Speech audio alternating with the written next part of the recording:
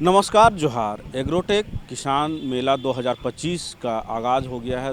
3 दिवसीय यह मेला बिरसा कृषि विश्वविद्यालय के प्रांगण में मनाया जा रहा है। यहाँ पे विभिन्न तरह के स्टॉल लगाए जा रहे हैं और लोगों को जागरूक भी किया जा रहा है। साथ ही साथ कुछ ऐसी प्रदर्शनियाँ भी लगाई गई हैं जिसको लोग देखेंगे, अपने जेहन में करेंगे और अपने खेतों पे इसको उपजाएंगे। मिट्टी संबंधित जो जानकारियाँ होती है वो देने के लिए लोग तैयार है। तकनीक आधारित जो भी जानकारी होती है किसानों को वो देंगे।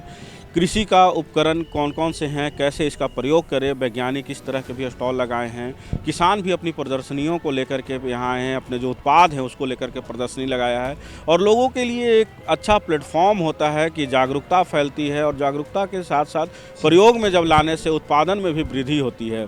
इस तरह से जिस तरह से कि सब यहाँ पे जो विभिन्न तरह के स्टॉल लगाए गए हैं, एक एक करके बारीकी से अगर जानेंगे तो इनकी जो खासियत है उसको आपको बताया जाएगा और ये किसान जान करके अपने खेतों पे इसका जब उपयोग करते हैं तो बेहतर उत्पादन प्राप्त करते हैं। बिरसा कृषि विश्वविद्यालय रांची के प्रांगण में 3 दिवसीय एग्रोटेक किसान मेला का आयोजन किया गया। मेला का मुख्य उद्देश्य है किसानों, युवा उद्यमियों एवं कृषक महिलाओं को उन्नत कृषि, बागवानी, कृषि यांत्रिकीकरण, जैव प्रौद्योगिकी, पशुपालन, दुग्ध प्रौद्योगिकी, मत्स्य पालन, वानिकी, खाद्य प्रसंस्करण एवं मूल्य संवर्धन तथा घरेलू एवं कुटीर उद्योगों से संबंधित आधुनिक जानकारी देना, साथ ही तकनीकी सुविधा उपलब्ध कराना ताकि किसान आर्थिक रूप से समृद्ध होकर राज्य एवं देश के विकास में अपनी महत्वपूर्ण भूमिका निभा सके। राज्य में बिरसा कृषि विश्वविद्यालय के स्थापित हुए लगभग 45 वर्ष बीत गए हैं और संस्थान राज्य में किसानों के उत्थान के लिए अपनी भूमिका का निर्वहन कर रहा है। बिरसा कृषि विश्वविद्यालय से डिग्री प्राप्त कर कई छात्र छात्राएं आज देश और दुनिया में किसानों का मार्गदर्शन कर रहे हैं। किसान मेला का मुख्य आकर्षण तकनीकी परामर्श, नवीनतम तकनीक प्रदर्शनी, कृषि साहित्य की बिक्री, मिट्टी एवं जल की निःशुल्क जांच सुविधा, फल एवं सब्जियों के उन्नत बीज एवं रोपण सामग्री का प्रदर्शन व विक्रय रहा। 3 दिवसीय एग्रोटेक मेला 2025 का उद्घाटन करते हुए मुख्य अतिथि मुख्यमंत्री हेमंत सोरेन ने कहा कि झारखंड के लिए कृषि से ज्यादा महत्वपूर्ण विषय कोई नहीं है, क्योंकि यहाँ के 80% लोग गांव देहात में रहते हैं जिनकी आजीविका कृषि से चलती है। आज हम लोग बिरसा कृषि विश्वविद्यालय के प्रांगण में हैं और खेती बाड़ी संबंधित मेला है, चर्चा है, संगोष्ठी है और ये बहुत बड़ा क्षेत्र है। इसका दायरा इतना बड़ा है कि 1 दिन, 2 दिन, 3 दिन का मेला भी बहुत छोटा पड़ेगा।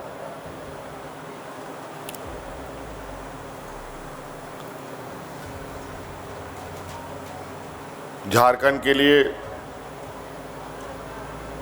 एग्रीकल्चर एक ऐसा विषय है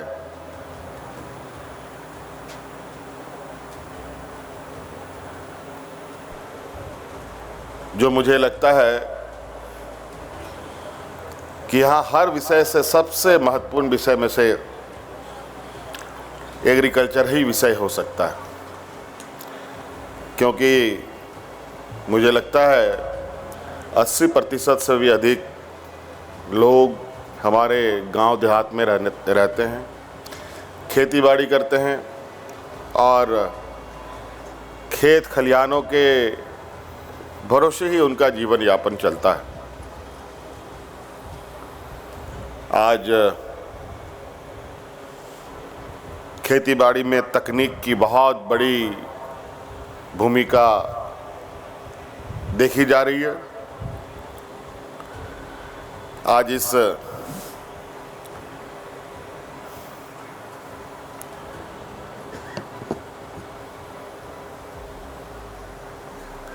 बिरसा एग्रीकल्चर को लगभग 40-45 साल हो चुके हैं। एक बहुत बड़ा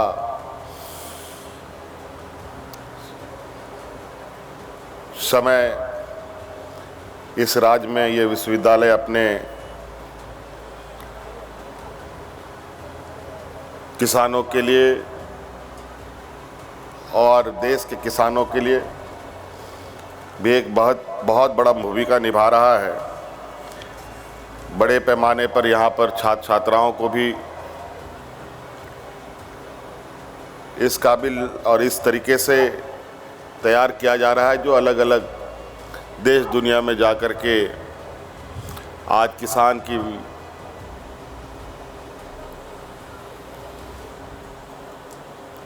किसानों के लिए एक मार्गदर्शक के रूप में काम कर रहे हैं। मुख्यमंत्री हेमंत सोरेन ने कहा कि राज्य सरकार हर जिला में जहां ग्रामीण ऑडियो वीडियो प्रदर्शनी प्रशिक्षण एवं परामर्श से खेती बाड़ी पशुपालन मत्स्य पालन इत्यादि उद्यम सीख सकते हैं उसकी व्यवस्था करेगी। किसानों को प्रोत्साहित करने के लिए हम लोगों ने किसान पाठशाला का एक कैंपस बनाया है जहां गांव देहात से किसान आकर के वहां अलग अलग तरीके से खेती बाड़ी करने की पद्धति सीख सकते हैं। पशुपालन कैसे होता है उसको सीख सकते हैं। फिशरी कैसी की जाती है उसको सीख सकते हैं।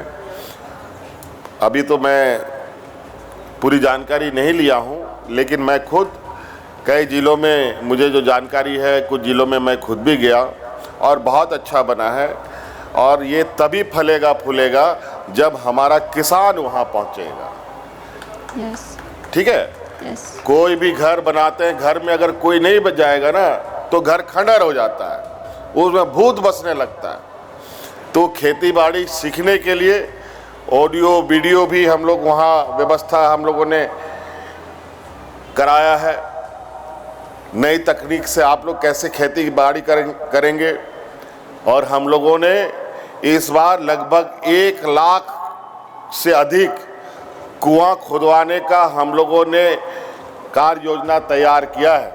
कार्यक्रम में अति विशिष्ट अतिथि कृषि पशुपालन एवं सहकारिता मंत्री शिल्पी नेहा तिर्की ने कहा कि राज्य के किसानों की स्थिति और ग्रामीण अर्थव्यवस्था सुधारने के लिए बिरसा कृषि विश्वविद्यालय और सरकार के संबंधित विभागों में बेहतर समन्वय स्थापित करने की आवश्यकता है। ये विश्वविद्यालय महज कोई विश्वविद्यालय केवल नहीं है, विशेष रूप से झारखंड के लिए ये एक गौरव का संस्था है। जब पूरे देश भर में अकाल की स्थिति पड़ी थी और जब भारत जैसे देश को दूसरे देशों से अनाज लाना पड़ता था, उस समय ऐसे संस्थाओं का कल्पना किया गया। और मुझे गौरव है कि मेरे राजनीतिक जीवन की जो प्रेरणा रही है और हमारे देश की लौह नेत्री इंदिरा गांधी जी ने इस विश्वविद्यालय का उद्घाटन किया था।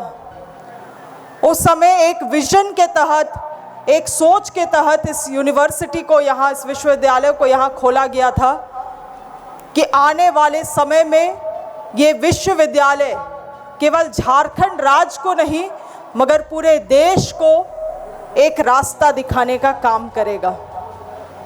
समय के साथ बहुत चीज़ें बदली और बदलना भी चाहिए, मगर संस्था और संस्था के जो विचार हैं वो कभी नहीं बदलना चाहिए। मगर समय के साथ हम लोगों ने सभी चीज़ों में बदलावट देखा है। आज ये संस्था देश भर में शायद नंबर 1 संस्था हो सकता था, मगर शायद ये हम जैसे लोगों की कमी रही या संस्था कहीं पीछे छूट गया कि आज ये शायद 60वां या 70 रैंक में आता है। इस गौरव को हम लोगों को अभी भी अपने पूरे क्षमता तक पहुंचाने की आवश्यकता है और इसमें सरकार का पूरा सहयोग रहेगा। अति विशिष्ट अतिथि निदेशक भारतीय कृषि जैव प्रौद्योगिकी संस्थान के निदेशक डॉक्टर सुजय रक्षित ने अपने संबोधन में कहा, कृषि शिक्षा में भी नियोजित है और हम लोग BAU के साथ MO के तहत एक साथ काम कर रहे हैं और हमें उम्मीद है कि जो विकसित भारत के सपना हम देखते हैं 2047 तक हम पहुंचेंगे, उस दिशा में हम लोग एक टीम की तरफ जैसे काम कर रहे हैं, हम इस जो रीजन है इसको भी उसके साथ जोड़ पाएंगे और इस देश को आगे बढ़ा पाएंगे। मैं पुनः ये जो हम लोग एग्रीटेक किसान मेला 2025 का आयोजन कर रहे हैं, इसका पूरा सक्सेस का उम्मीद रखते हैं और मैं चाहता हूं कि हमारे जो भी किसान भाइयों यहाँ उपस्थित है, जो भी स्टूडेंट्स यहाँ उपस्थित है, इसका भरपूर लाभ उठाए और जितने भी यहाँ वैज्ञानिक हैं इनके साथ आप लोग बात करिए। आपकी जो समस्या है ये सीधा हमारे साथ बात करिए, हमारे जो प्रतिनिधि यहाँ हैं इनके साथ बात करिए और मुझे उम्मीद है कि इस तरह से हम लोग एक साथ इस राज्य, इस रीजन को आगे बढ़ा पाएंगे और देश के विकास में ये योगदान करेंगे। इस अवसर पर सम्मानित होने वाले प्रतिभागियों ने अपने उद्गार इस प्रकार व्यक्त किए। सेकेंड प्राइज़ था और हम काफ़ी अभी मोराबादी KVBK से हम प्रशिक्षण 5 दिन का पहले लिए, उसका बाद 15 दिन का प्रशिक्षण लेके अभी हम फील्ड में काम कर रहे हैं, मतलब अपना क्षेत्र में। और मेरे जो मोटे अनाज का है, मिलेट्स का, वो हम काफ़ी बाहर तक इसको बेचने का प्रयास, बस हम लोग का राज्य सरकार से उम्मीद है कि हम लोग का मार्केट, हम लोग तो बना लेते हैं पर इसका मार्केट नहीं मिल पाता है और मतलब मार्केट मिल जाता हम लोग को, मोटा अनाज को हम लोग को बाहर सप्लाई के लिए भी, तो हम लोग और महिला अभी 30 से 40 महिला का ये, और हम राज्य सरकार से ये भी उम्मीद कर रहे हैं कि हम लोग को फूड प्रोसेसिंग का एक यूनिट लगा देते गांव में, तो मेरा काफ़ी 110 महिला जुड़ के हम लोग अच्छे से काम कर पाते हैं। और अभी हम लोग हर तरह का कैंसर से पीड़ित लोग, या पहले हम लोग चाउमीन ये सब खा के तरह तरह का बीमारियां उत्पन्न हो रही है, इसीलिए अब चाह रहे कि जो मेरा ये प्राकृतिक और शुद्ध, मतलब हम लोग मिलावट किसी में नहीं करते हैं, जैसे ज्वार का लड्डू हो, ज्वार का बिस्किट हो, मड़ुआ का बिस्किट हो, हर तरह का बिस्किट में हम लोग कोशिश कर रहे हैं कि उसमें मिलावट नहीं हो। अपना छोटा खेती बाड़ी करते थे पर पढ़ाई लिखाई आगे नहीं कर पाए, उसके वजह से हम पशुपालन को चुने, इसमें सूअर पालन शुरू किए। शुरू में तो सूअर पालन शुरुआत करने के बाद में धीरे धीरे तो बढ़ने लगा, बीच में जैसे हम 2019-20 में शुरुआत तो किए थे, लेकिन जैसे कोरोना काल के बाद में स्वाइन फीवर भी बढ़ने लगा शुगर में, तो मेहनत करने के बाद भी काफ़ी नुकसान का सामना करना पड़ा, बहुत समस्या हुई। अभी मेरे पास 40-45 शुगर है। शुगर हम शुरुआत किए थे 1 मेल और 2 फीमेल के साथ, उसके बाद इनकम मेरे को करीब अभी सालाना खेती बाड़ी प्लस सुअर पालन से करीब 1.5 लाख से 2 लाख करीब। मौके पर किसान गोष्ठी का भी आयोजन किया गया, जिसमें विशेषज्ञों ने विभिन्न प्रतिभागियों के प्रश्नों का उत्तर दिया। इसमें जो प्रकृति ने जो हमको दिया है, चाहे वो मिट्टी है, चाहे वो जीवाणु हो या ऑर्गेनिक खाद जिससे हम बनाते हैं, ये सबको हम लोग यहाँ दर्शाने की कोशिश किए हैं कि हमारे किसान भाई जो हैं वो अपने पर्यावरण को कैसे बचाएं और मिट्टी को कैसे स्वस्थ रखें, उसके लिए ऑर्गेनिक खेती करने की आवश्यकता है। केमिकल का प्रयोग नुकसानदायक नहीं है, लेकिन जो अंधाधुंध जो प्रयोग हो रहा है वो नुकसानदायक है। तो वो चीज़ ध्यान रखना है कि हम केमिकल का प्रयोग जितना बताया जाता है लिमिट मात्रा में करें, लेकिन उसके साथ साथ जीवाणु और जैविक खाद ये दोनों बहुत ही ज़रूरी है। मेरा मतलब है केचुआ खाद से, कंपोस्ट से, ये रासायनिक खाद के साथ साथ मिला के अगर आप डालेंगे तो उपज आपका अच्छा होगा।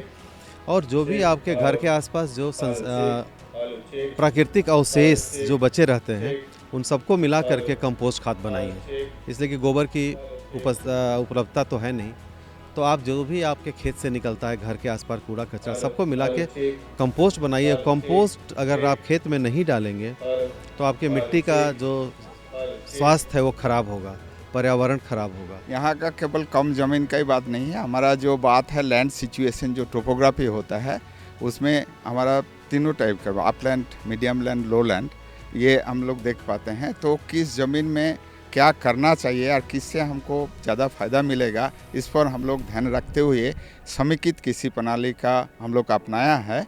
हमारा यूनिवर्सिटी में 1 हेक्टेयर का मॉडल भी चल रहा है, 2 हेक्टेयर का मॉडल भी चल रहा है।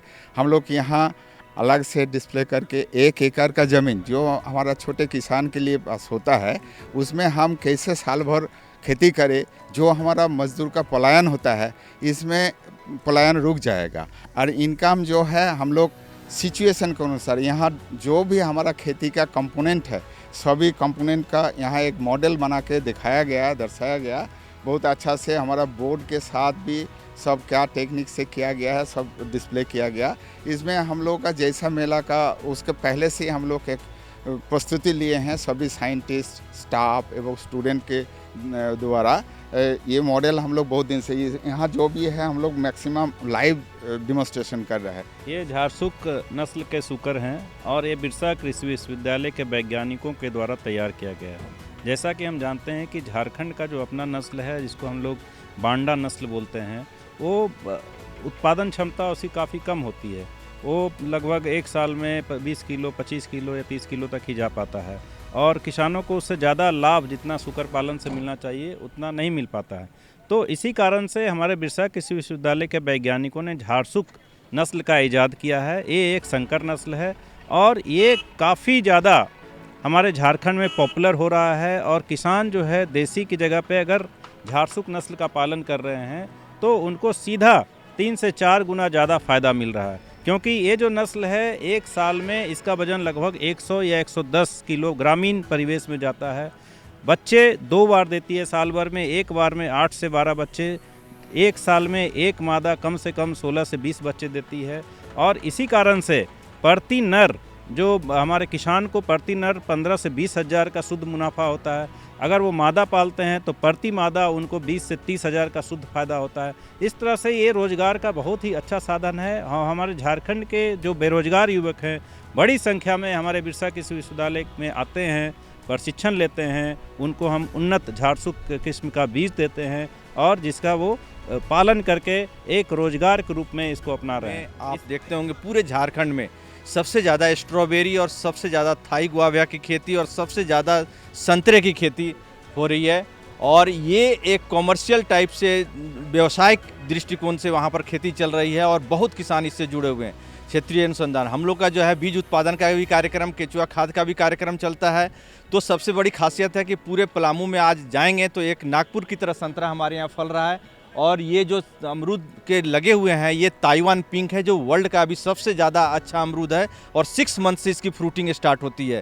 तो ये बड़े पैमाने पर 40 एकड़ 50 एकड़ में एक किसानों को हम लोगों ने लगवाया है। इसके साथ में संतरा, मौसमी और किन्नू, ये 3 जो प्रजातियां हैं, 3 तरह के संतरा, ये बहुत बड़े पैमाने पर पलामू में खेती की जा रही है। इसके लिए उपयुक्त जलवायु हमारा जो है नागपुर से भी अच्छी क्लाइमेटिक कंडीशन है और इसकी मिठास और ये जो है ये भी बहुत ज़्यादा उम्दा है। नागपुर से भी वैज्ञानिक आते हैं, बोलते हैं आपके यहाँ ये बहुत है। इसी को देख के झारखंड सरकार ने मनरेगा के तहत में वहाँ के किसानों को बिरसा हरित खेती के तहत में उसको जोड़ा गया है और 950 ग्राम दलिया बना के उसी को बेचता है। तो किसान यहाँ कंगाल क्यों है और दलिया बनाने वाला मालदार क्यों है? प्रश्न ये है कि दलिया बनाने वाले के पास ये अधिकार है प्राइस फिक्स करने का, पर हमारे किसानों के पास अधिकार नहीं है प्राइस फिक्स करने का।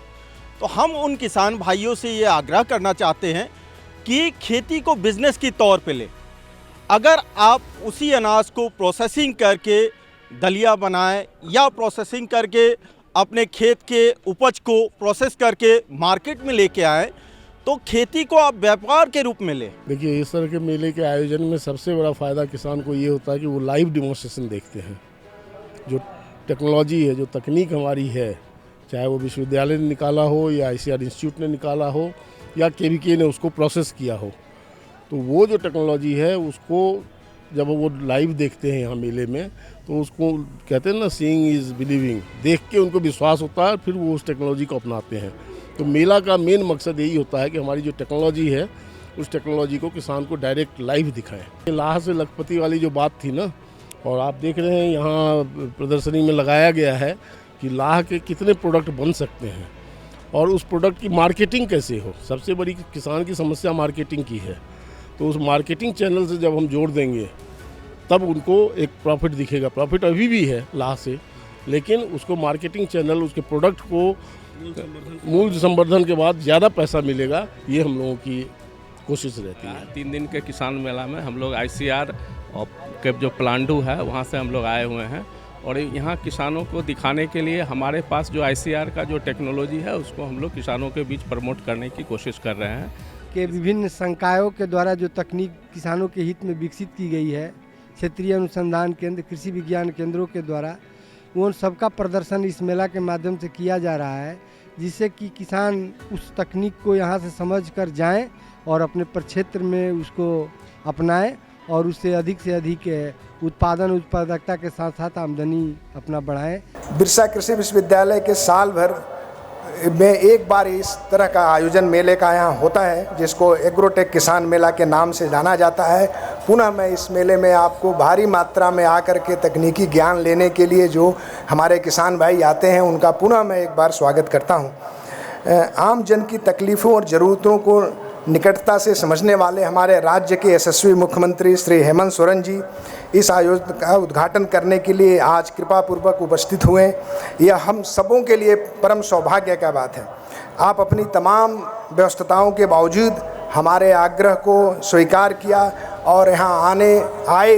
यह आपकी किसानों के प्रति और राज्य के जनता के प्रति लगाव और संवेदना को दर्शाता है। सर, मैं अपने पूरे किसान भाइयों की तरफ से, बिरसा विश्वविद्यालय की तरफ से पुनः आपको इस परिसर में आने के लिए और जो बहुत से हमारे जो किसान भाई जिले अलग अलग राज्यों से आए हैं उनके तरफ से भी जो है तहे दिल से स्वागत और अभिनंदन करता हूं। आपको बताऊं कि माननीय मुख्यमंत्री जी का कृषि से लगाव मैं जब आमंत्रित करने गया, हो सकता है सर को नहीं पता हो, आपने 2 चीज़ें पूछा हमसे कि भाई आपका कटाई के लिए, धान और गेहूं की कटाई के लिए आपका विश्वविद्यालय क्या करता है। सर, यहाँ पर हमारी 2 मशीनें लगी हुई हैं जो भारतीय कृषि अनुसंधान परिषद के सहयोग से बनाई गई हैं और यहाँ के किसानों के लिए उपयोगी हैं। दूसरा आपने पूछा कि हमारे जो पशुपालक हैं उनका जानवर का इंश्योरेंस होता है कि नहीं आदमी की तरह। ये दोनों बातें जो एक कृषि की धुरी है। हम डाइवर्सिफिकेशन की जो बात करते हैं उसमें पशुपालन एक अभिन्न अंग है। मैकेनाइजेशन की जो बात करते हैं किसान की आय बढ़ाने के लिए, उसमें एक अभिन्न अंग है। तो दोनों की बिंदुओं पर 5 मिनट मिलने पर सर ने आपने जो ये बातें कही, यह दर्शाता है कि आपकी पकड़ किसानों की समस्याओं के लिए भी कितना ज़्यादा है। किसानों के बीच धान, दलहनी एवं तेलहनी फसलों की उत्पादन तकनीक तथा फूलों एवं सब्जियों की संरक्षित खेती का जीवंत प्रदर्शन चर्चा का केंद्र रहा। मेले के समापन समारोह में राज्य के राज्यपाल महामहिम संतोष कुमार गंगवार ने किसानों से बहुफसली खेती करने का आह्वान किया। उन्होंने कहा कि किसानों को प्राकृतिक खेती पर जोर देना चाहिए। अब किसी भी कृषि विश्वविद्यालय तथा कृषि अनुसंधान केंद्र का दायित्व है किसान के हित के बारे में सोचे, किसान कैसे सही ढंग से काम करें। वैज्ञानिक एवं शोधकर्ताओं को सदैव किसानों से के लाभ हेतु तत्पर सक्रिय रहना चाहिए। और जैसे कहा जाता है कि अन्नदाता सुखी किसान भव भावी, हमारे माननीय स्पीकर साहब बता रहे थे। लेकिन जब अन्नदाता सुखी होगा तभी हम सभी को सुखी भी कर पाएंगे। और ये जो जिन शब्दों का उन्होंने प्रयोग किया था वास्तव में बिल्कुल सही है। पर हमारे देश के अंदर कुछ लोगों का सोच बदल गया है। ये बात सही है कि हम अगर खेती कायदे से करेंगे तो हम हर प्रकार से सुखी रहेंगे और प्रसन्न भी रहेंगे। मौके पर झारखंड विधानसभा के अध्यक्ष श्री रविंद्रनाथ महतो ने कहा कि झारखंड में खेती बाड़ी की असीम संभावनाएं हैं। उन्होंने कहा कि युवा खेती बाड़ी के माध्यम से यहाँ रोजगार प्राप्त कर सकते हैं। रांची का ये कृषि विश्वविद्यालय बहुत ही पुराना विश्वविद्यालय के रूप में है और निरंतर यहाँ के लोगों का खेती कैसे उन्नत हो, कैसे विज्ञान सम्मत खेती हो, कैसे किसानों का आय दुगुनी तिगुनी बढ़े, तमाम विषयों पर यहाँ के परिवेश, यहाँ के जलवायु, सारे चीज के विषय में अनुसंधान करते आए हैं और आज जो कृषि व्यवस्था हमारे राज्य में स्थापित है, उस कृषि व्यवस्था में बिरसा एग्रीकल्चर यूनिवर्सिटी के मेहनत बहुत कारगर है। कांके विधायक सुरेश बैठा ने भी उपस्थित किसानों और विशेषज्ञों को संबोधित किया। मौके पर उन्होंने कहा, आपने कहा बाजार व्यवस्था निश्चित रूप से हमारे पिठोरिया बुरमो क्षेत्र जो है कृषि बहुल क्षेत्र है, जो औने पौने दाम में भेज देता है, इसलिए यहाँ मंडी की व्यवस्था होने से यहाँ का सब्जी जो कलकत्ता चल जाता है, उड़ीसा चल जाता है, अन्य राज्यों में चल जाता है, जो यहीं के किसान को उचित मूल्य मिलेगा, इसलिए मंडी की व्यवस्था होनी चाहिए। एग्रोटेक किसान मेला 2025 में काफी संख्या में किसान एवं विशेषज्ञ शामिल हुए। इस तरह संभावनाओं की तलाश, नई उम्मीदों को मूर्त रूप देने की कवायद और किसानों के प्रश्नों के उत्तर के साथ 3 दिवसीय एग्रोटेक मेला 2025 का समापन हो गया। तो आपने देखा कि एग्रोटेक किसान मेला 2025 का 3 दिवसीय मेला यहाँ पे आयोजन किया गया था और आज राज्यपाल संतोष कुमार गंगवार के हाथों यह मेले का समापन हुआ। यहाँ कई किसानों को पुरस्कार भी दिए गए, खास करके उन किसानों को जिन्होंने तकनीक आधारित खेती की, फूल की खेती की या फिर शुकर पालन किया, पशुपालन किया, उनको बेहतर पुरस्कार भी दिया गया। यहाँ पे 24 जिलों के केवीके के स्टॉल भी लगाए गए और साथ ही साथ यहाँ पे लोगों को यह भी जानकारी दी गई कि किस तरह से अभी नई तकनीक आई है और उसका उपयोग करके पैदावार को बढ़ा सकते।